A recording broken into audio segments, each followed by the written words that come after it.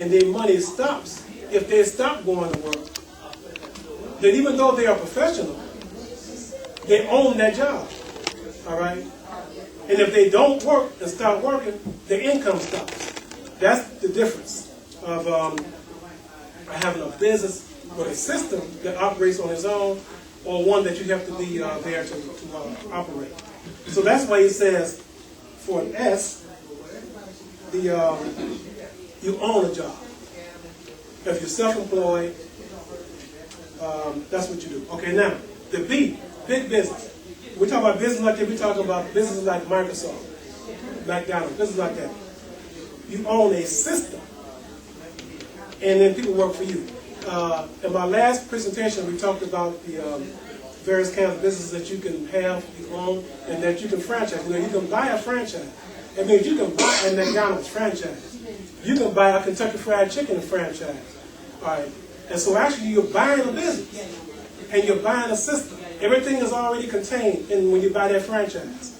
And the important thing is to make sure you run it just like they tell you to run it. You can't buy a McDonald's franchise and change the colors on the side and say you're going to run it the way you want to run it. All right?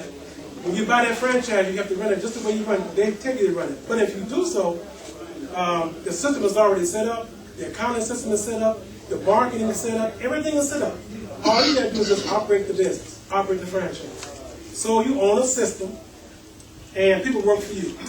And the test to know if you own a system, if you buy a franchise and you've hired your staff or whatever, and you put someone in there to manage that franchise for you, you can leave and go away for 6 months on vacation and come back, and that business will still be running.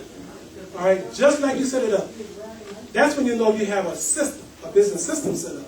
All right, so it runs without you having to be there and oversee it. All right, and then of course the I quadrant, and that's where money works for you. You're not out working for money. You're not punching the clock. You're not doing anything that your actual money. It doesn't have to be your money. It's just that money is working for you. That's when you know that's the I quadrant. That's the investor. All right. So now, we're going to explore today the 5 levels of investors. So we're focusing on now the I quadrant. That's what we're focusing on, the I quadrant. Mr. Kiyosaki says, investing is really the key to financial freedom.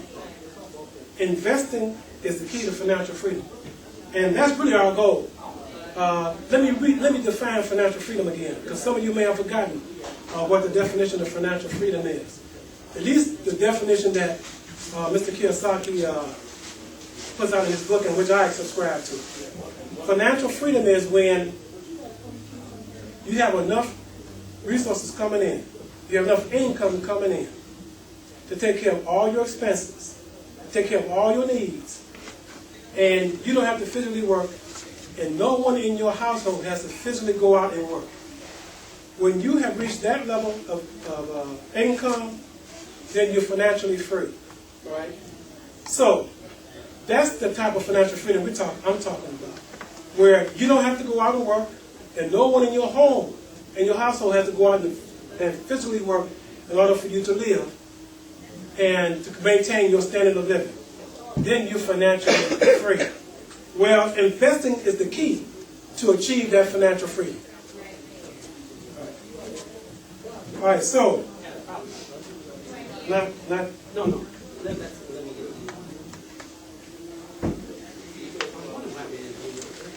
It's not on? Okay.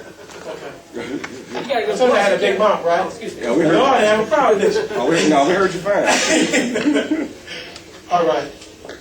All right, so, Mr. Kiyosaki, he said there are 5 things happen to people who don't invest, or who invest poorly. 5 things. They work hard all their lives. They worry about money all their lives. They depend on others, either family, a company pension, or the government to take care of them. The boundaries of their lives are defined by money. What they do, the boundaries of their lives are defined by money. And they will not know what true freedom is. So for those who fail to invest or invest poorly, these are 5 characteristics that Mr. Kiyosaki said really describes them. All right, now, he says, and I'm sure you've heard this, particularly in this day and time, some say investing is risky. They say investing is risky. All right. But you can minimize the risk if you educate yourself. That's how you can minimize the risk. All right, now, Robert's Rich Dad. You know, this talk, I began teaching these classes from the book Rich Dad, Poor Dad. Do I need to just remind you who Robert's Rich Dad was and who his Poor Dad was? Or does everybody know? Everybody knows? Okay.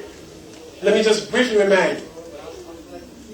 Robert's poor dad was his biological dad. His highly educated dad. His poor dad had a PhD. No, in fact, he had 2 PhDs. All right? And had achieved the height of becoming the director of education for the whole state of Hawaii. All right? That's what Robert calls his poor dad, his highly educated dad. Now, his rich dad was his best friend's dad. All right? Now, his best friend's dad, he didn't go any further than elementary school. That's the most of his formal education was, elementary school. But he educated himself for business. He took seminars on real estate investing. He took seminars on sales. All right? So his education was what you call non-traditional. All right? Non-traditional. But he had construction company. He owned real estate all over the state of Hawaii. He had these businesses at that time. They were called, we call them now 7-Elevens. You know, those kind of businesses like that. He had those kind. He called them luncheonettes. That's what they called them back at that time. Okay, on busy highways, and he was buying up property all over the state of Hawaii.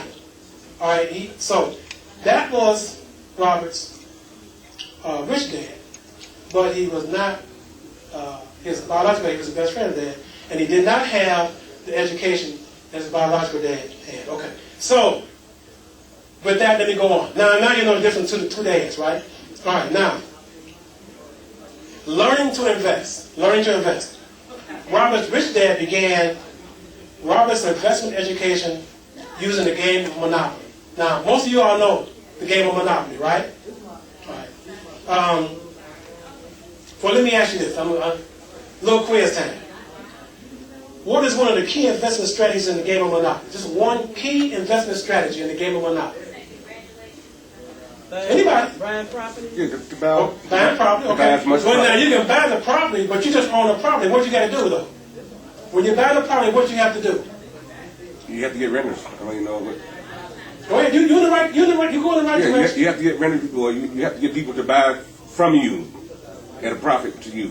Well, let's briefly talk about when you land on someone's property. Now you got to pay the rent, right. but really, when you really have to pay is when they improve the property. So what do they put on the property? Hotel. But before you get to the hotel, what you got to buy? Because you can't buy a hotel first. We got to buy what first? House. There you go, green house. Let's come back to you. It's been a little while since y'all playing Monopoly, right?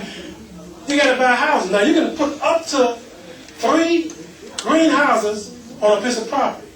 When you want to upgrade it beyond that, you sell the 3 green houses and you buy the red hotel.